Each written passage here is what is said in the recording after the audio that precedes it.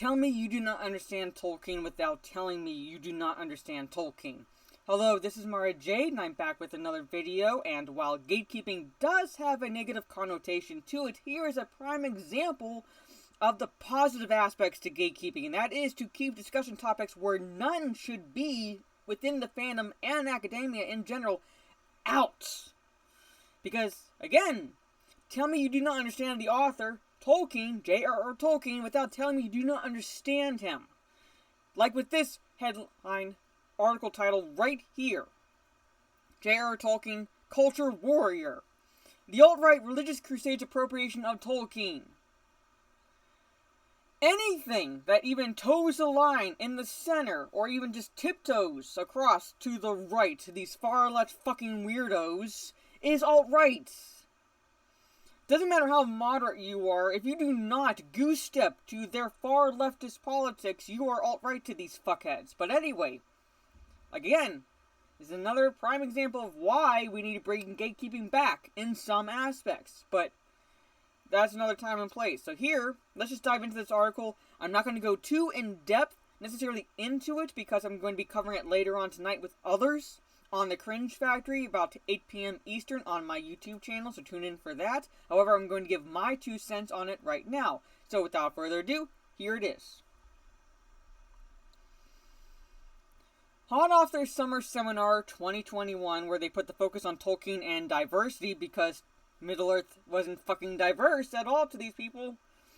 The Tolkien Society will now feature a paper at their upcoming Oxenmoot event claiming that there is an alt-right religious crusade to appropriate J.R.R. Tolkien.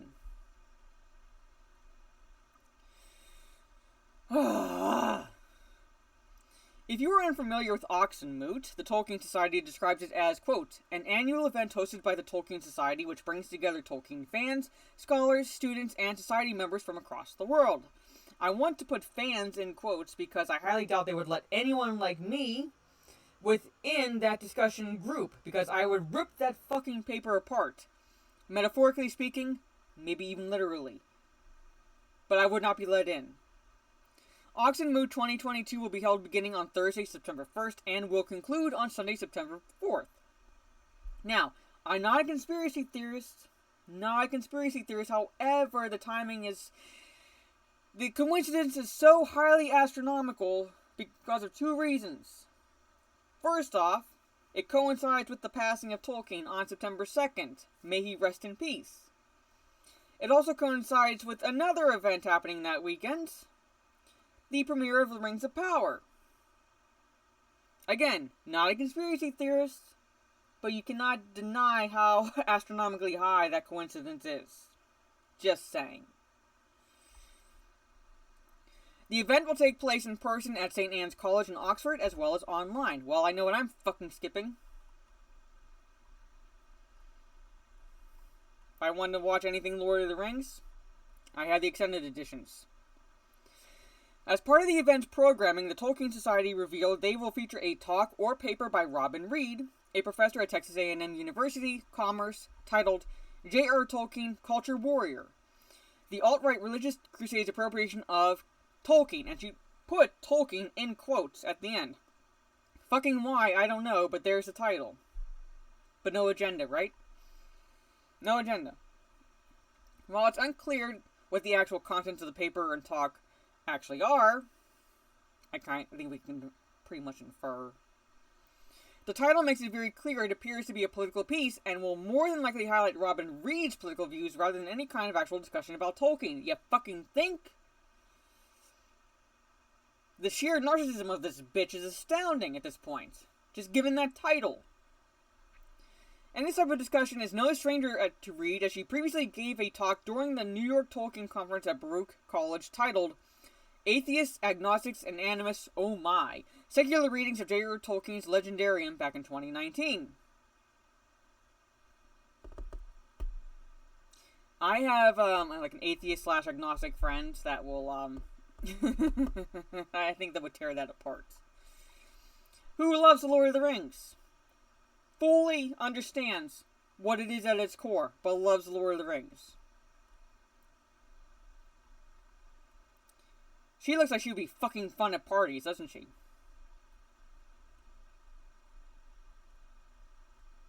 Regardless of the contents of Reed's talk or paper are, Tolkien made it very clear that The Lord of the Rings were a Catholic work. They are at its core religious, fundamentally Catholic. Again, not overtly, but within its core, you cannot deny the inspiration Tolkien took from his faith. In letter 142 to Father Robert Murray S.J., Tolkien wrote, "I have been cheered specially by what you have said this time and before, because you are more perceptive, especially in some directions, than anyone else, and have been revealed to me more clearly some things about my work. I think I know exactly what you mean by the order of grace, and of course by your references to Our Lady, upon which all my own small perception of beauty, both in majesty and simplicity, is founded. The Lord of the Rings is, of course, a fundamentally religious and Catholic work. Unconsciously so at first, but consciously in the revision, he declared. That is why I have not put in or have cut out practically all references to anything like religion, to culture or practices in the imaginary world, for the religious element is absorbed into the story and symbolism. That's why it's not overt. You can't deny what it is at its core, but it's not overt. It doesn't slap you in the face like a steel bat or anything like that. However, you still see the underpinnings of Tolkien's faith at work within the context of Middle Earth, while it being a fantasy. And it's been popular, regardless of, how religious you are, since they were published, the Lord of the Rings works, I should say, in 1954 to 55. 60 plus years. They are still beloved today. However, that is very clumsily put and sounds more self-important than I feel, Tolkien wrote. For as a matter of fact, I have consciously planned very little, and should chiefly be grateful for having been brought up, since I was 8, in a faith that has nourished me and taught me all the little that I know, and that I owe to my mother, who raised Tolkien and his little brother as a single mom since the passing of Tolkien's father when Tolkien was very young, and who also was disowned by her family because she converted to the wrong Catholic faith, clung to her conversion, and died young, largely through the hardships of poverty resulting from it. Yes, because she was disowned. But still never lost her faith, and she instilled that within Tolkien.